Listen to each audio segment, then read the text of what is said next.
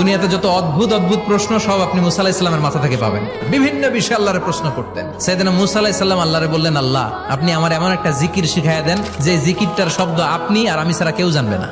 দিনে রাতে সব সময় এই জিকির আমি করব, আপনারে ডাকবো, কিন্তু শর্ত হলো এই জিকিরটা জানবে শুধু আপনি আর জানবো শুধু আমি। আল্লাহ বললেন, মুসা পড়ো লা ইলাহা ইল্লাল্লাহ। মুসা আলাইহিস সালাম কয়, মাবুদ এটা তো জাতীয় জিকির, সবাই জানে।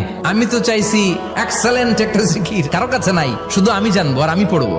আল্লাহ বললেন, মুসা এই লা ইলাহাকে যদি এক পাল্লায় রেখে দাও, তাম বিশ্ব 7 আকাশ 7 জমিনটারে তুলে যদি তুমি আরেক পাল্লায় রেখে দাও, লা রাজাহাত কাফাতু লা ইলাহা ইল্লাল্লাহ, মুহূর্তের মধ্যে লা ইলাহার পাল্লা ভারী হয়ে যাবে।